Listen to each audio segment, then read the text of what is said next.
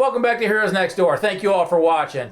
Do us a favor, hit that subscribe, hit that notification so we can keep bringing you more. You know, I want to thank you all for watching over the last year. We've done a lot of different things and we've seen a lot of different people. It got me thinking, and I wanted to bring you guys into my personal life. Our whole channel is about bringing new providers into the system, whether you're volunteer or you're paid. And there's a couple things that really started pulling on my heart that I wanted to tell you guys about. I want to give you 5 tips for every new paramedic or EMS provider going into the service. We appreciate what you guys are doing. We appreciate you guys watching and really considering this. I got out of the green screen and I came into my own office because I wanted to invite you guys in to my personal life. So without further ado, I'm going to start with the 5 tips in no particular order, but they're all very important. Number 1, I want to make sure that you guys understand that working multiple jobs is going to pay a toll.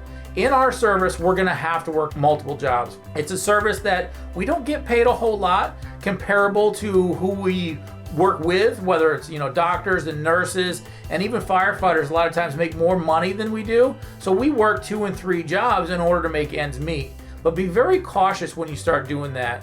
A lot of things will start to happen to you when you start working multiple jobs because you're going to have lack of sleep. Your skills are going to go down. You're going to, your assessments are going to go down. You're going to start getting overweight. You're going to have issues with family, all because of lack of sleep. It really plays a havoc on your health. It plays a havoc on your home life from working multiple jobs. I'm not saying you can't do it. We all have to. I've been working 2 jobs, sometimes 3, 4, and 5 jobs. We do a lot of side things in order to make ends meet. I'm a single provider for my family. I have been since my youngest was born, and it works for us, but I had to be very diligent in making sure I also do step number 2.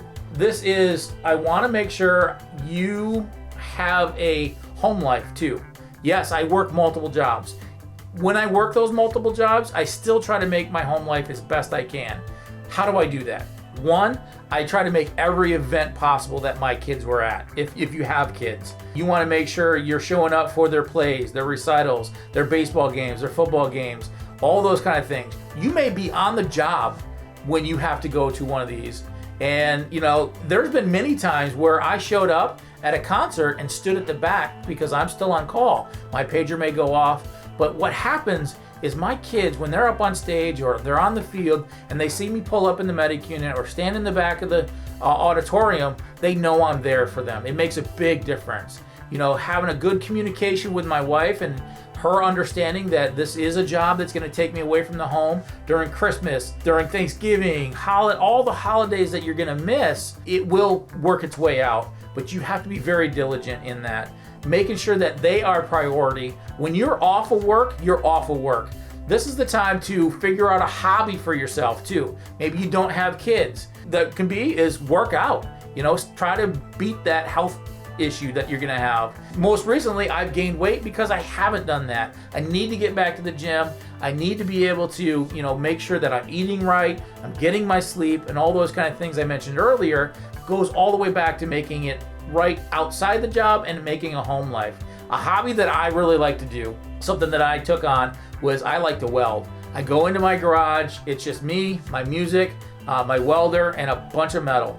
I have this little contraption that I welded over the years. It's pretty much nothing. It looks like a little sculpture, but I'm practicing different welds. That was my time to decompress. I don't have to worry about the calls that I was on. I don't worry about what's going on inside my home or the bills I need to pay. I just get out there and just kind of focus on my hobby. So I encourage you, pick up a hobby, make sure your family is priority. It's really going to help you as you begin this process of becoming a career or an extended volunteer in the EMS service.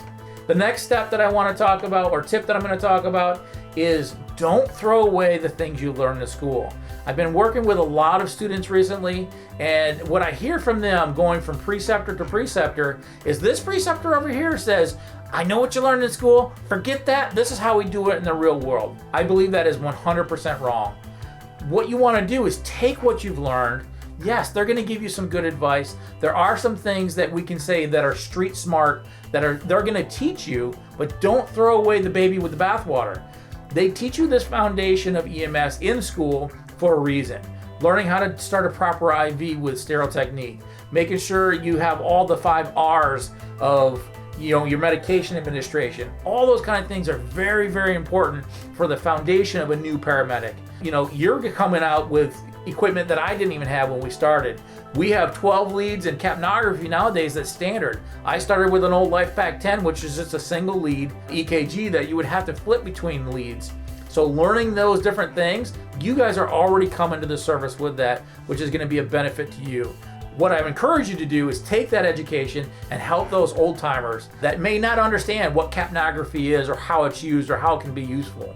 So that's another thing. Don't throw away everything that you learned in school just because you're now on the streets. On the flip side of that, I want to make sure that you learn from everybody. You're a brand new paramedic. Yes, you have the patch. Ours is an orange patch, or the National Registry gold patch that everybody is so eager to get. You have a lot of knowledge, but those that have done it before you also have knowledge that you don't have. You have the educational knowledge, they have the street knowledge. They understand that, yeah, I'm gonna have to tweak when I start my IV. Maybe I'm gonna have to tweak how I start my IV. All those kind of things are gonna come into play, especially with intubations and how do you do your assessment. We're gonna get through the sample OPQRS that everybody knows that you're taught in school, but it may take a little different route in order to get that done. And those senior guys that are there, those old timers, or even the midterm guys, are gonna teach you a ton of information. So learn from the good people that are teaching you and learn from the bad. You're gonna run into some preceptors, you're gonna run into some partners that, I hate to say it, that are bad, that are burnt out, that don't really like the job, they weren't interested in the job. You can learn from them too. Learn what not to do just as much as what to do. Kind of the same way we talk about medications and assessments. We want to learn what to do and just as much as what not to do. When not to give oxygen is a thing. Same kind of concept applies of learning from everybody. The final tip that I want to tell you is also don't be a know-it-all. You are getting into a service that has been around since the late 1960s, early 70s. We have a lot of experience out there across the board that you can learn from. You're coming out with a lot of knowledge, especially nowadays. We have critical care paramedics, we have advanced paramedics, we have National Registry paramedics that weren't around back in the day or as prevalent. National Registry's been around for a long time. But learn from the past and don't be a know-it-all. There are going to be times where you need to say, I don't know. That's when I know you're making it right. You're going to call up the doctor and say, hey, I've done my assessment, I've done my sample OPQRS, and maybe my list of differentials is too long, or I can't really come up with a list of differentials and I need some expert help, or I need to talk to somebody about this to get a little different perspective. I do that on a regular basis. Even after 25 years, I'm going to get to the point where I'm talking to a patient and I really can't figure out what the issue is. And in order for me to do that, I talk to my partner. I talk to a senior guy above me. I call my medical command and say, hey, here's what I got. Here's what I see. Here are my vital signs. What else could I be doing? So not being a know-it-all is going to be very important. And when you arrive, when you have the guts and the ability to say, I need some help.